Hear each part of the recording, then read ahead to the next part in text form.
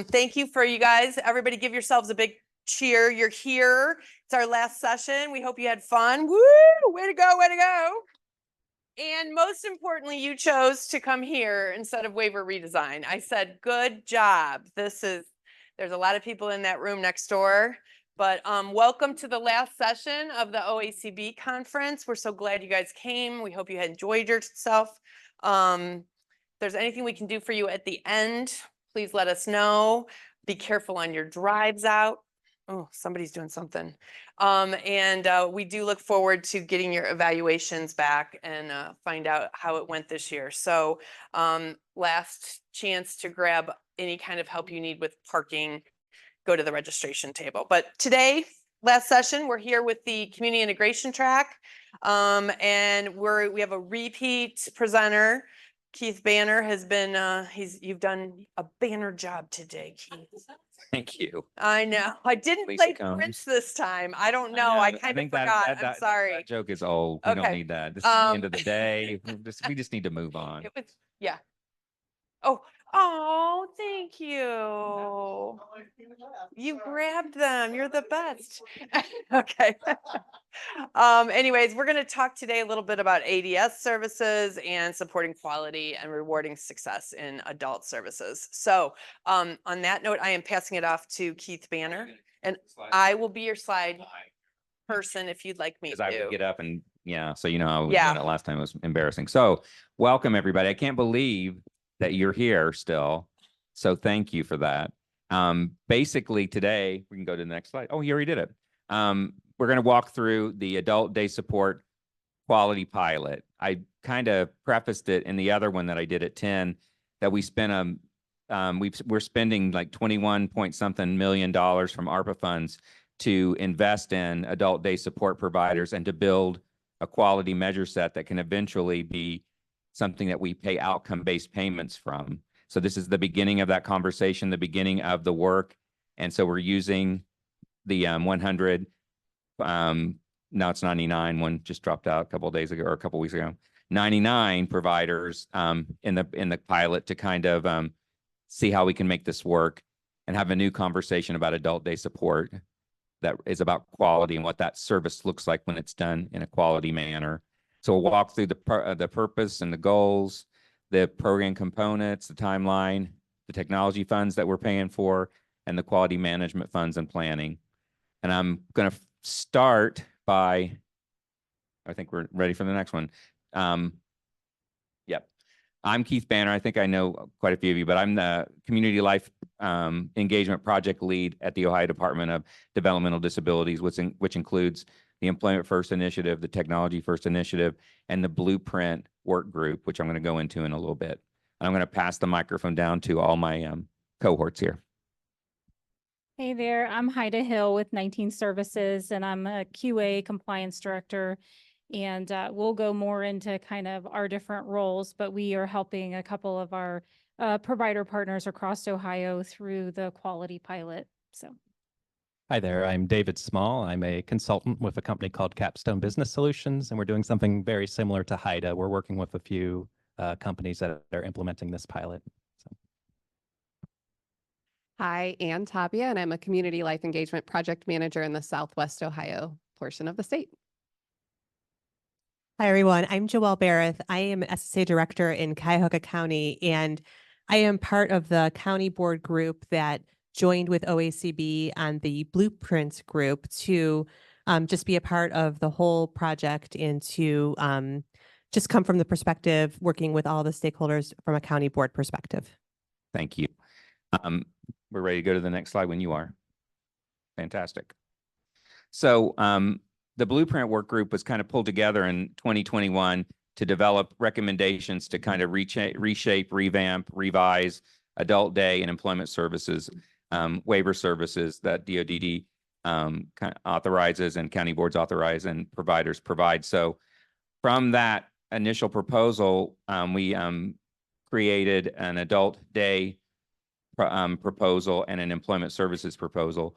This quality pilot project came out of that adult services proposal, and it was really to test whether directed investments and quality incentives can help build adult day providers capacity, reward them for demonstrating improvement in the quality of services, and then improve person-centered outcomes and access to ADS services, especially among folks with complex needs. This was something that the stakeholders, and I know Joelle was a part of this iteration. I don't know if you have anything you want to add, but I want to include you in this one for sure. Yeah, absolutely. So when we were starting to look at the day array services that were available, quality was very important to us, and wanting to make sure that everybody, no matter what service they were engaging in throughout the day, had quality supports and services that were available to them. So part of our work was developing what those services might look like, and then also how quality could be measured and established within those services. So the first step was just looking at service roles and looking at what services might, how they might develop, and then from that, how we would ensure that the people who are engaging in those services would get the quality support they need. Thank you. And I think I said this a couple of times. We're using ARPA funds for this, and it's a proposed 2-year project. It's going to end June 2025. So we're in the middle of basically the first iteration of it. The first phase is basically getting the funding out for the capacity improvement, and then looking at a baseline of the data we collected to build the possible measures that we're going to pay for the outcome payments on. I think, Ann, you're up Yep. next. So out of that blueprint proposal, there were 8 system drivers that were identified. So recognizing that we need systems that are agile and can change as things change around us, including things like COVID-19, pandemics, right? That we need our systems to be able to be flexible as needed. We need to ensure that there are bridges between families, county boards, and any of the services and supports that exist within our communities. Looking at federal regulation and compliance accountability standards, ensuring that that's a workable system, and that we own that our system is not easy. There's a lot of complexity, and that redesign needs to simplify that process so that those outcomes can be achieved with the support of SSAs. And then another driver is that racial equity, diversity, cultural reciprocity, and humility must be advanced. That families have clear and flexible options with appropriate supports. And that the system needs to help individuals to lead fulfilled lives that are including flexible and quality supports, and gives them the most amount of choice and control in their lives. Diane, I don't know why you put that over there. That actually belongs over here.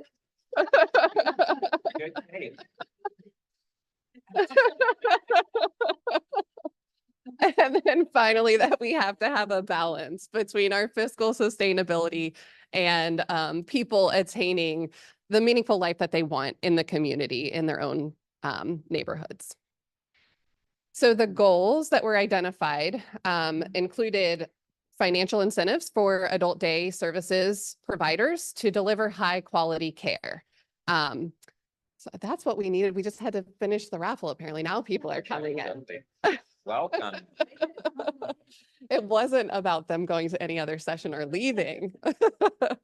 That we have person-centered outcome focused on adult day services and those recipients who are in those adult day programs. And then improving and increasing the services made available within ADS for those recipients, especially those who have complex needs and are most significantly impacted by their disability. And finally, that it's a sustainable financial infrastructure that leads to continuous quality improvement for those ADS providers. And we get to the actual quality measures set, you'll see these goals kind of announced through the way we ask the questions, and the way that the data we're gathering to develop the measures and the baselines. I think this is Joelle and myself, right? Yeah. Do you want to take it first, or you can just? Yeah, I can go ahead.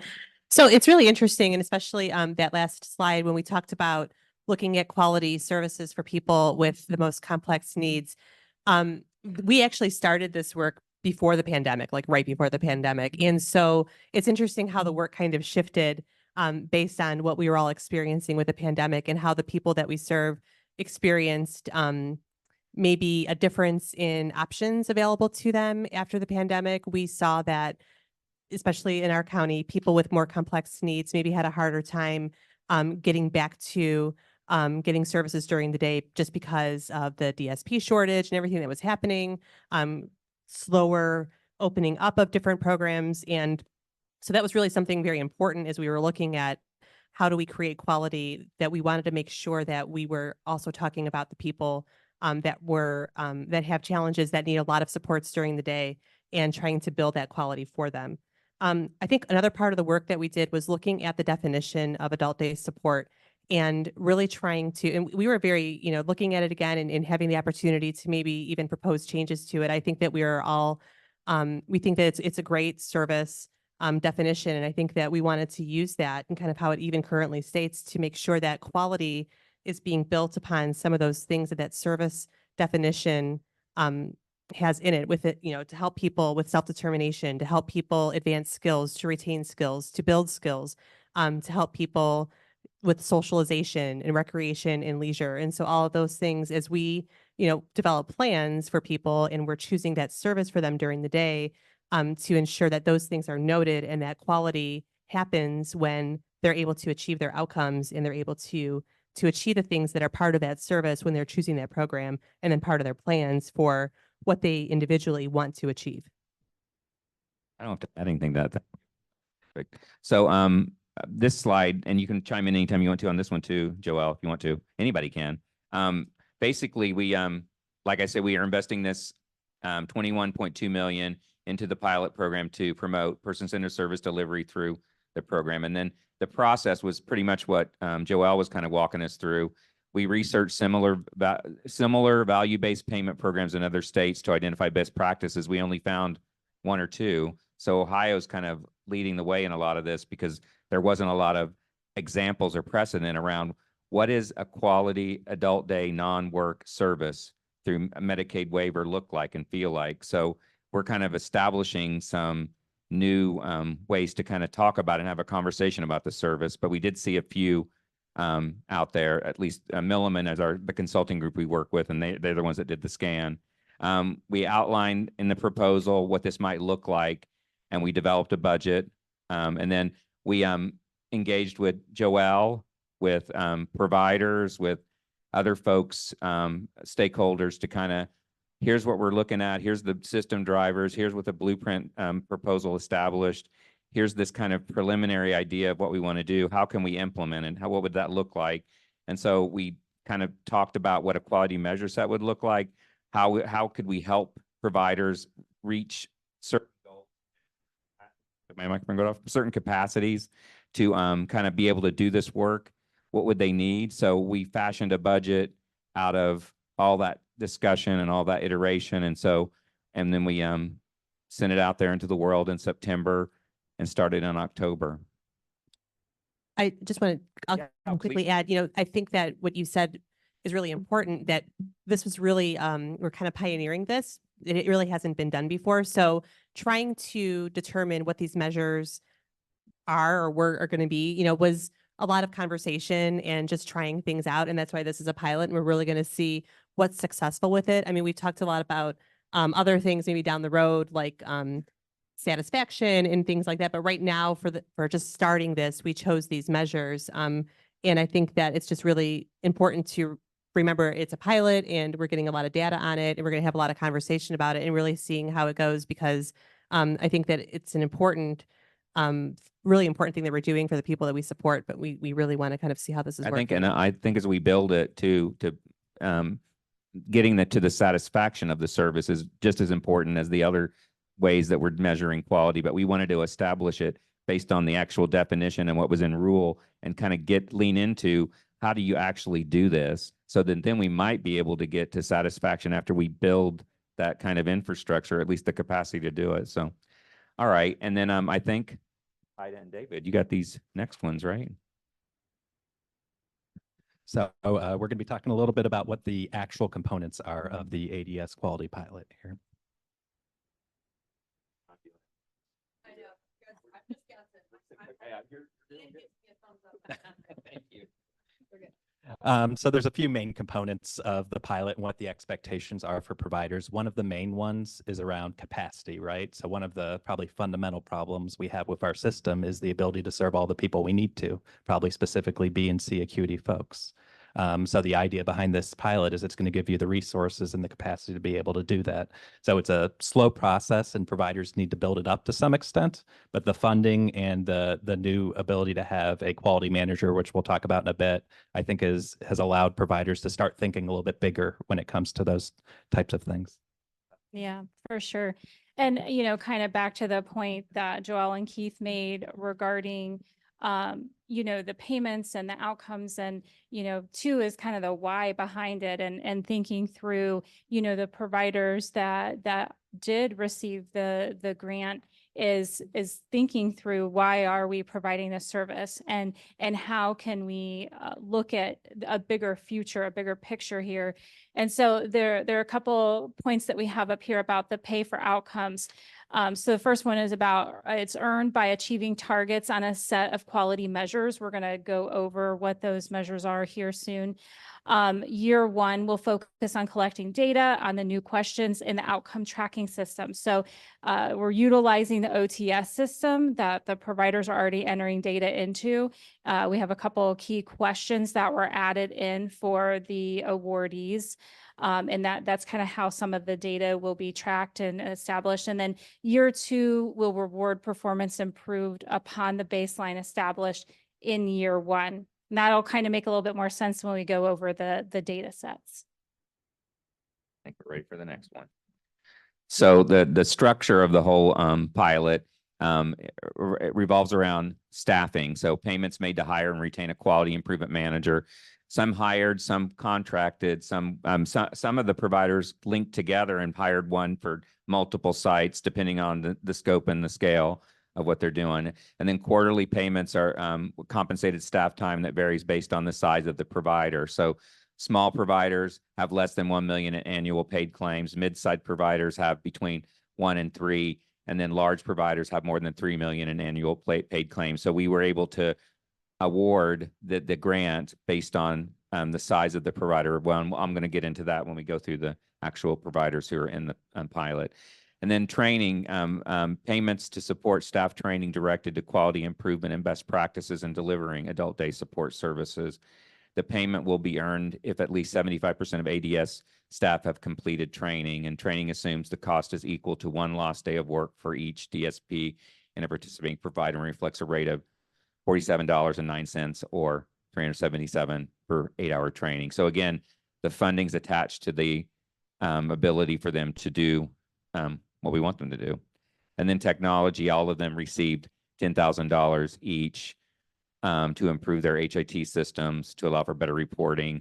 And they utilize the funds in a way that's most productive for their specific business. So they wrote plans and submitted them for that amount. And then we awarded the money based on those plans. And that also goes to the quality manager. They had a plan of how they were going to implement this quality management position contract. And we awarded the money based on those plans. I think who's next on 12? Me. Oh, I'm still doing it. Sorry, you guys. I'm staying with it. So we're like Haida said, we're using the reporting in the outcome tracking system to collect data. Additional questions are added to the existing questionnaires, and the total incentive pool is 5% of a provider's Medicaid fee-for-service revenue. So year one measures will pay incentives for participating providers who complete more than 75% of their assigned questionnaires. We'll just pay for reporting in this phase, right? Data collected through pay for reporting will serve as a baseline, like we're mentioning, and to create those second year outcome targets that we'll pay on. And then year two measures, additional measures and targets will be finalized and communicated to providers. We're in that process now because we're harvesting the data that they entered into. All providers, all 99 of them, got above 75% of their assigned questionnaire, so they got that payment. So now we're looking at all the data they gave us to kind of start working through how we're going to establish those actual measure sets. And then you get the years of the actual reporting period that we're working with. And then now I think Anne's got this for the first two. Yep. So the measures that we were looking at, the first is completing the outcome tracking system questionnaires. So for those who did at least 90% of their questionnaires, they would have received full payment. In that 75 to 89% range, they received half payment. And if it was less than 75%, they did not receive payment, although we had all in that 90% or above. So yay, in this first round. And then that second measure is looking at the achievement on their experiences toward their outcomes. So it's that first year again is baseline data and looking at are people making progress toward their goals and having that kind of baseline of where they are to date. And then the third measure is movement along the person's place on the path to community employment. So that will be also measured in OTS. And the goal is to measure individuals who have moved forward on their path. So all waiver individuals who are between the ages of 18 to 64 are pulled into OTS with their current place on the path. So we're establishing baseline data for that first year and then looking at movement on that path toward community employment based on the skills that they're building. And if that's their outcome in their plans, then moving along with a different service model. I add on to that one real quick because that was Yeah. a little controversial. Some of the Yeah. providers thinking, well, this is where you go when you don't want to work, right? But we wanted to attach at least the idea that you can discover different aspects of yourself through this service that might suddenly make a light bulb go off, and you might be able to find that moment through this service. So we want to include an employment connected measure as a quality measure to make that statement, make that conversation happen. Absolutely. And then number 4 is completion of a DODD approved functional skill building curriculum. So this is the number of people who are in the program waiver individuals who have completed an approved functional skill building curriculum, and then individuals were pulled into OTS with a questionnaire generated and assigned to the provider in the measurement period. And just as an example, one of the curriculum that a lot of folks are using is called the Step Up to Social Connections curriculum. So this is something they're using with the people in their program, and they're using it to provide, again, training and social skill building. And so that's an example of kind of what this looks like, but it's that people are participating in this curriculum. Can I add? I know I'm not slated. This is still person-centered in that the programming should be thinking about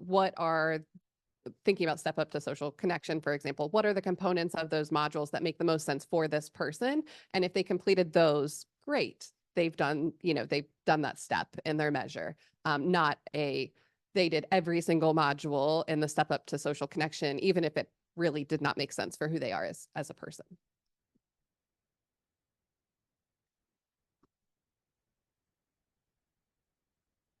All right. So the next one, quality measure number 5 is the proportion of hours spent in community involvement and socialization activities. And again, this is reported through the OTS system. And it's the number of individuals who receive a threshold proportion of hours of ADS in the community. So again, trying to encourage, from facility-based services to community-based services here. There's already a measure set regarding that in OTS currently. So this is some additional components. All individuals pulled into OTS with a questionnaire generated and assigned to the ADS provider in the measurement period. And then the 6th one is the proportion of acuity tier B and C individuals provided services to. So kind of to Keith's point about a little bit of controversy, this was one of those areas because it is considered capacity improvement to also provide services to folks that might have higher needs. So again, looking at those C acuities, and has there been an increase in acuity C individuals being serviced during that time frame? I kind of just summarized probably what's up there. So yeah. So number 7 is very similar to 6, but it's looking at kind of the long term, and are we providing a lot of services to people who are B&C acuity. So specifically, it's looking at if they're receiving at least 20 hours of services per month for 6 consecutive months. So the question is, can we consistently serve these people over time, right? And then the last one is something that is always a challenge in our field, right? It's about that DSP retention. And there's been a variety of initiatives, right, to try to approach that. So what we're saying here is if we have this extra money for providers, we have these new positions, will that lead to DSPs being more likely to stay around for a while? So that's what we're measuring there.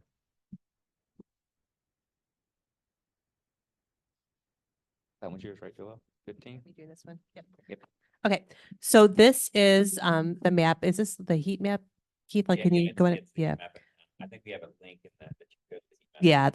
So these are the 99 providers across the states who are participating in the pilot right now. And that includes over 2,100 DSPs who are full and part-time working in the pilot. So we have 7 large providers, 21 medium providers, and 71 small providers who are participating in the pilot. For Cuyahoga County, just as an example, we have 9 providers who are participating, and we have 5 small, 3 medium, and 1 large. And just quickly to talk about kind of what's been happening now, took a quick scan. We're going to go into some stories in a minute in some slides, but in our county, a lot of providers who are participating, I spoke with a large, a small, and a medium, and kind of how it's been going for them. A lot of success hiring, promoting, the quality manager, the quality improvement director. They've been looking at a lot of efficiencies. So it's been a really positive already immediate impacts for those agencies. Getting a person on board to look at how they're operating, where they need to make some changes, and then how they're using the curriculum or the training to really help make a difference for their staff. So those are some of the initial feedback that I've been getting from the counties that are participating in this pilot in our county.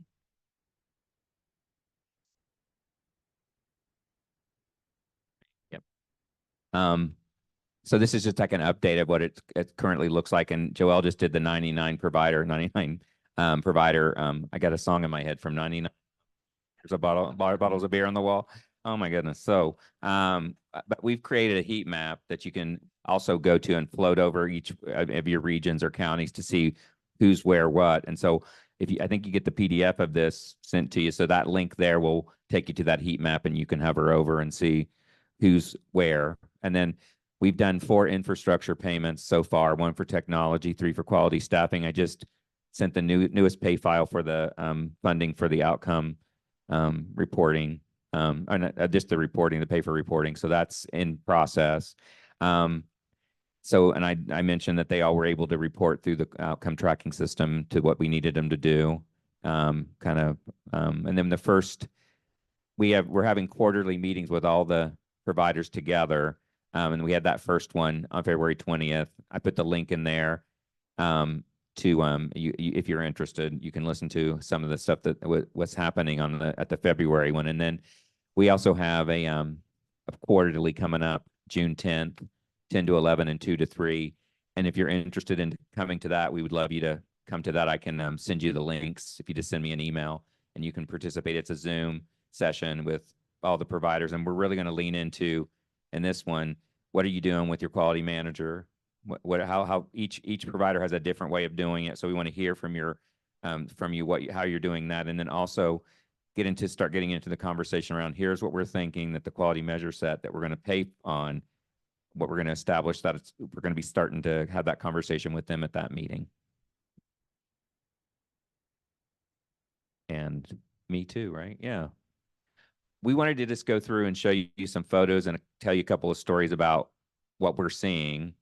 And PALS, which is an adult day support in the Southeast area, they did a kind of a quality day, which they'd never done before, using this new idea about quality in adult day services, because there's never really been a lot of conversation about it. So they had over 85 trainees attend, and it was a long day. They provided them with lunch, breakfast, and snacks throughout the day. And then they had handouts and a memo explaining the quality pilot and why it's important. And they're going to send out a survey to get feedback so we can make year 2's training even better.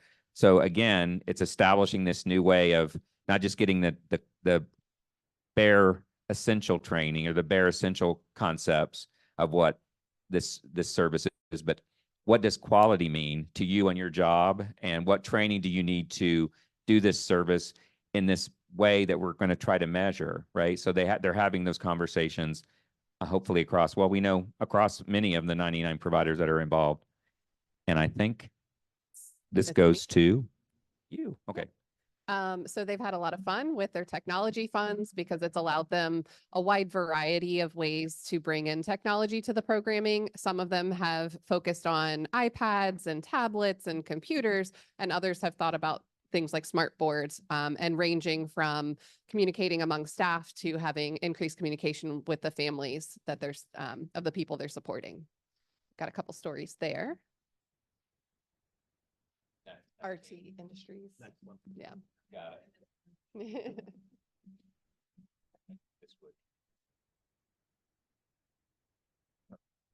I can do it. You want me to do it?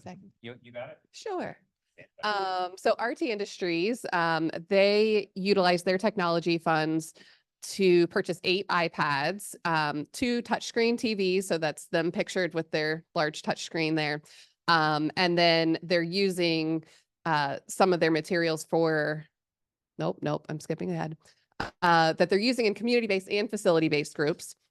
And then in addition to those devices, they're implementing their tech plan, which encourages meaningful day throughout their calendar planning, independence, goal setting, interest exploration, community connections, remote access, accessibility, and curriculum implementation, and then doing real-time documentation, which just being out in some of the provider agencies, that has been a huge game changer for their staff, the DSPs. I'm going to go ahead and do this one too. Yeah. Green. Yeah. I don't. We're all easy. At the end of the day. So Green, they utilize theirs to purchase laptops and iPads, and increasing the access for their ISPs throughout the day, so that the staff have a sense of what is the plan for the person that they're supporting in real time. Again, that daily documentation, and then increase in communication to the families and to the people they support directly. They've also utilized theirs for the Step Up to Social Connection, their program. They've utilized that curriculum as well. And they had really positive reception with that curriculum, recognizing that it took a lot of work off of the DSPs and their planning and some of the things that they were doing outside of the time where they were directly supporting people. So they've been really excited to be able to implement that technology plan. And then even more excited that their original plan that they submitted, they were really good budget shoppers and had more funds than they anticipated. So they were able to go back with that first round of tech funds and say, what else can we do with this? And started to dip into their second year and are dreaming about what they're going to do with that kind of excess of year 2 now moving forward. I wanted to say one thing about the Step Up to Social Connection curriculum. It's not the only one. Yeah. We've developed about 20, I think 23 or 24 curriculums. We haven't developed it. We've created an archive of them all. Some are free, some you have to pay for, some are in-house that they're sharing with each other. So there's a wide variety of different curricula. I think that's the plural of curriculum. I don't know. That they can choose from. So it's not just one. So. And there were providers who said, you know what, we've got this great curricula that we're already using. What do you think of this? So it wasn't like, this is the only list of options. It was, let's just make sure it's vetted kind of thing. Ready to go. Yep. That you do well. Yep. Talk about that. So ARC Industries is another example. Now in this case, they went with a consultant to do their ADS quality pilot, or their pilot provider manager. And they did a lot of research. He did a lot of research. His name is Wes Patton from Envision Yourself Empowered of Ohio, to serve as their tech consultant as well. Did a lot of research on what they could use for tech, and purchased tech labs, or build tech labs to an adult resource center, a virtual reality MetaQuest 2, an interactive smart board, a lot of smart boards, it seems like, from different providers, using their tech money to do that, to be able to engage the people in the program, to train their staff. So just the use of that kind of technology. And then the training of the staff to incorporate all that technology into daily use at the program.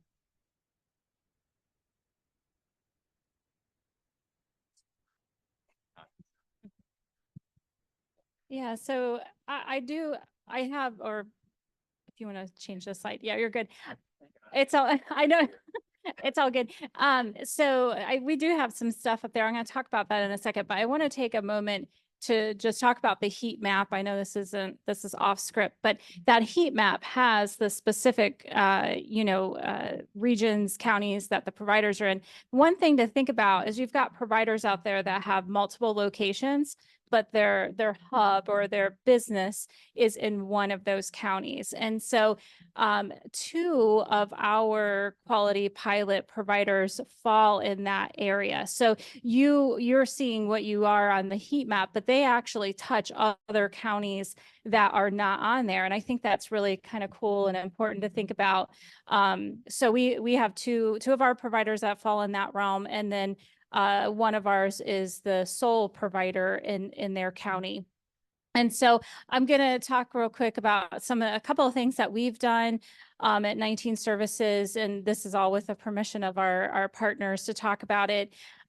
So as I said, we've got 3 specifically that we've been working with. We've been providing technical assistance throughout the process, on-site training for the DSPs. One of the pieces we talked about the staff training component, but there is a staff training component. There's an additional 8 hours worth of training that the staff at the day programs need to take. And that is one of the measure sets that gets reported back on. And so again, put yourself in the provider's shoes. That's a hard task to kind of pull off. How are we going to do that? Who's going to do it? There's materials on the department's website. There can be other people. So we've helped specifically with RMS of Ohio. We went around and provided some of that additional training and also kind of just rolled it out to the staff, right? Again, think of yourself as a DSP in these shoes. This is all brand new stuff. Like, what is a quality pilot? And, what does all this mean? So we kind of did a rollout to kind of help bring that whole agency on the same page. Again, they have multiple locations in Ohio. So and then we also have assisted with the ADS curricula. And so there are multiple resources around that. And they are actually our 2 other providers that we work with are not using the step up. So I think that's kind of, again, helpful to know that there's a lot of opportunity out there. And the biggest thing is, what is the curriculum that makes the most sense for the individuals that they are working with? Because we could just kind of have a global, everyone takes this, right? Now, that's not quite individual specific. And so I think that's been one of the coolest parts about the pilot program is the ability for the agencies to be able to decipher what is the best thing for the individuals that they're working with. Maybe it's different types. And so we've been helping kind of behind the scenes put some of those materials together. Again, I just kind of want to say this, think of our DSPs and here's a PowerPoint or here's some website you're supposed to go to. How does that work, right? Again, smart boards. So RMS purchased smart boards for all their locations. And so the smart boards are being used for both the DSP training as well as for the curricula that'll be implemented. And then how does that work? What is my instruction when I walk in for the day? How am I supposed to roll out this curricula? So we've been kind of helping put those processes around how to actually implement this stuff. So yeah, one of the examples I kind of put in here is we have been working with the charting of the life course materials. And I just have to give a shout out to all you county boards that have been implementing and integrating those fun things. And but anyway, one thing that RMS is looking at is that integrated support star. So if you have played around with any of those materials, this is a very person-centered way of thinking. And so we're kind of using that concept into how do we provide group supports at an individual level, which is something we've talked about for quite some time now.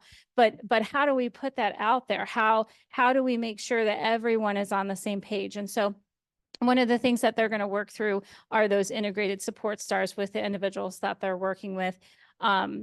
And anyway, we'll continue to plan to support our providers in various ways. Again, we kind of tap in and help where we can with any of our folks that need the assistance. So. Yep. Yeah, so we're doing some similar things and some things that are a little bit different. So one thing that my 3 providers are doing is they're all using more than one curriculum for the people that they're serving, because they're finding that different curriculums work with different groups of people. And because most of the curriculums don't really have an end or a beginning necessarily, you just kind of dive in and figure out what works for them. We found that kind of playing around with different curriculums has been the best thing, and I advise them, of course, to use the free ones. I'm working with 3 providers, and they have some things in common and some things that aren't in common. So I wanted to kind of give you an idea of how each of them are thinking about this. So we had one provider that's kind of medium-sized that was still doing documentation on paper, if you can believe that. And I'm sure you can think of some providers that are doing that. So it was past time for us to move to a system. So they chose Advisor Anywhere in their case. So we spent the first several months implementing that, getting staff trained on that, and thinking a little bit differently about documentation. So I can tell you this provider gets more documentation than any other provider across the state, which I appreciate, but we just had to think about what that would look like in this electronic system, right? So I have another provider that their main focus through the pilot is on the community aspect of it, right? So getting into the community more. So for the first time, they're tapping into those funds for the extra rate, right? The C rate for A acuity people. And that's very important to them because every day there are folks there who are very excited to get into the community, but capacity, that kind of key word from this, was the issue for them. So they're using this as an opportunity to do that. And then the third provider I'm working with is expanding into a new county for the first time. They're a recently privatized provider. So we're going through the process of moving to this other county, and this other county is having a lot of issues placing B and C acuity people in day services, right? So we're going in there and we're saying up front, we want to work with these people and we want to be creative how we do it. So we're managing all elements of this, but they're all thinking of it a little bit differently. So. I wanted to add to the 8 hours of training that Haida mentioned. We have a 4 hours that we created called Meaningful Day that was specific to the pilot. So there's 4 hours of that, and then there's 4 hours of a list of selected My Learning trainings that are specific to behavioral needs, specific to all kinds of different situations that they could choose from depending on what they want to accomplish. So I wanted to put that in there. Yeah, and that was a really extensive list, dozens of different options. So it was very nice for providers to be able to say, this really applies to my group of folks that we're serving. And in the next phase, I think we're going to probably change up the 8-hour training based on what they're telling us, which is they need more specific training to supporting people with higher needs. They need maybe in-person training. So we're going to try to figure that out. So not just online. So that'll be the next kind of conversation we're having. So this is the timeline. I think I mentioned this a couple of times. It's from October 2023 to June 2025. All those payments I mentioned are out. The staff training I just mentioned is available in My Learning. And then the OTS reporting has actually not started. It ended on May the 31st. This was an old slide. Sorry, I didn't change that. So, but they did get in their reporting in on the March 31st deadline, and the payments are out now. The way we're structuring the support, these guys are supporting them obviously through the funding, but we have our DODD folks that are kind of reaching out. You can see the folks that are kind of the DODD staff that are kind of focused in on the project oversight and the leadership of it. And then my team, the community life engagement project managers, are reaching out and visiting as many sites as they can. I know, Anne, I don't know if you want to talk a little bit about some of the providers in your area. Yeah, it's been, my goal is to get to all of them in my region, which I'm doing the best I can to get there. And also come to things like this. But it's been a lot of fun because they're really enjoying talking about, and usually what ends up happening is I'm talking to the DSPs themselves who will be very forthright and say, I was a little nervous about this and I didn't know what to think. And they're, for the most part, saying they absolutely love it. They appreciate the fact that they're getting more staff training, that they have technology at their fingertips, that the curriculum has made that planning side easier. So just hearing a ton of positive feedback. And I think what I keep saying is with the county board kind of connection is that they want to be more involved in that outcome process. They really want to be part of the conversation and they want to have the input, I think, especially because they're being measured on this. And so I am hopeful that we see increased communication at those tables, and that it is really truly person-centered based off of everybody's input at the table. And that was one of the things we wanted to pitch out today. If you're in the audience, and it's pretty big compared to, I was thinking it was only going to be 3 people at the end of the day. So this is good, actually. But so if you are as a county board person, obviously, and you're interested in who's in your county, and beyond going to the heat map, if you could reach out to us, me and my team, we could set up and connect you and have the conversation, or help you with the conversation if you need it. If you don't need it, we'll butt out. But I think we want to make sure that the county boards and the providers that are going through this kind of are aligned around what is a quality measure set on this service that kind of, I don't know if it's mysterious, but it's a service that we just kind of depend on, but we don't really know what it is a lot of the time. So how do we establish something that's that we want to work toward, a quality measure? We need everybody at the table to be a part of that conversation. Last bit on this thingy is Milliman. I mentioned them, the consulting group. They're the ones that kind of help with all the background logistics of getting the payments out, a lot of the organization around some of the meetings we have, and they're still on board. And they also helped the stakeholders and us kind of create the whole thing. We are 15 minutes early, man. You got any questions?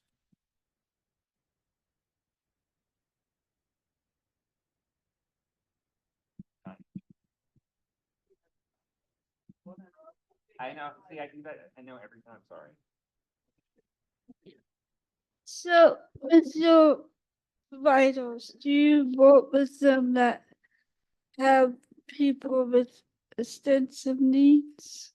That's one of the things we try to establish. Support, especially providers that are interested in supporting people that have complex needs, behavioral, sensory, all those needs that oftentimes kind of get in the way of providing a service. So that's one of the reasons we did it. Have you found that we need more places throughout the region? Oh, sorry. Yeah, I'm just talking. Go ahead, sir. Sorry, say it again.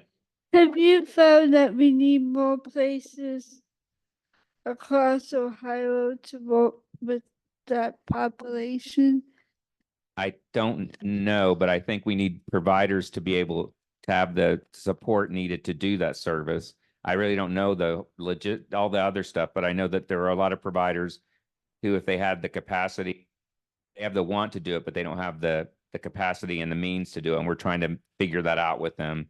So there have been increased rates. Obviously, there have been other ways that we're trying to do that. But this project specifically is focusing on these 100 or 99 providers that are interested in building their capacity, training their staff, having the technology, having the ability to support.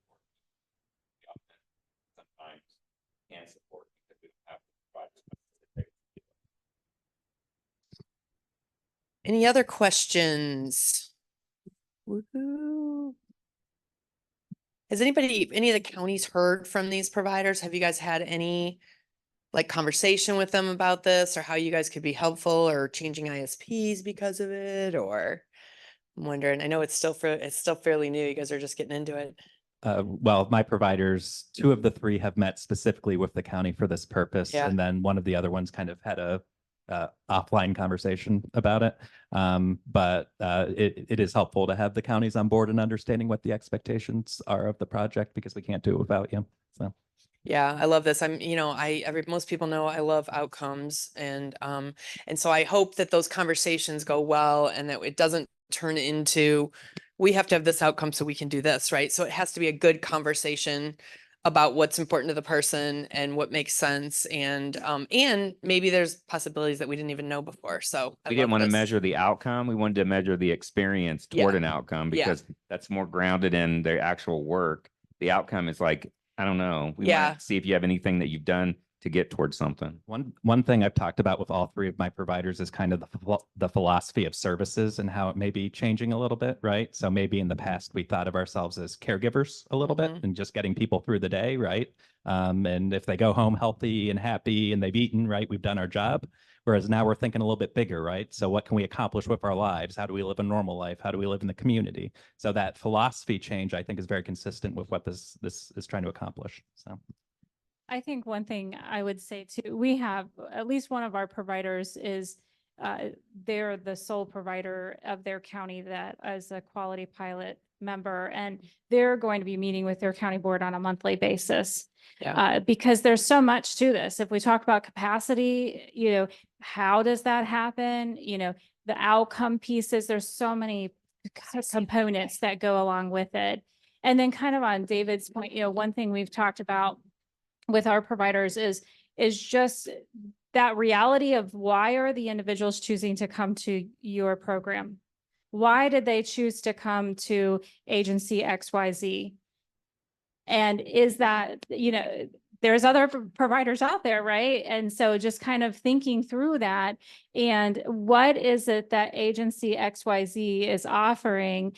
Is it going to be exercise programs in the community and this and that and the other, and really kind of reshape, again, I said it a little earlier, but reshape the why behind their program, and that's the provider of choice for that individual, and that they can kind of put that together, and the curriculum and all of it kind of just flows right into that. I love that. Any questions from the people online? Did you get anything? Is there anybody online? Nope. Oh, Okay. really? Okay, Yeah. great. Come on, people online. No. Hey, we're just kidding. 2 people. All right. 62. Yeah. Said 2. I was good with 2. Yay. Let's all give the people on Zoom a hand. Woo! Thank you, Zoom. I wanted to say one more thing too. Like, we kvetch and we get mad at the providers, I think, sometimes, without having this other side of it, this reward or this way to kind of have a conversation with providers that's beyond compliance, specific to certain aspects, which I'm all on board with compliance. I get it. But we have to have another way to have a conversation to improve the service beyond just bare essential. This is the first step in that moment. And I hope that everybody can get on board with this so we can figure it out how to sustain this once the pilot ends, because we're in that conversation now with figuring out what would this look like in a waiver amendment, right? So all this goes into, we want everybody on board to kind of help us figure this out. So I can add to that a little bit from a different perspective. So I was the compliance coordinator for a very large day service provider in Franklin County. And I tried to get folks on board with, say, documentation by saying we have to do this. And that didn't really work, right? So what got them on board was saying, hey, if we do really good documentation, we can help the person improve their lives because we can show growth over time, and we can convince their families that now they can apply for a job in the community, right? So with DSPs saying, well, Medicaid says we have to do this, isn't always the best way to get those results. So Absolutely. All right. All right. Well, thank you very much. Thanks for hanging in with us. Be safe on your ride home. If anybody needs anything, let us know. Have a good one.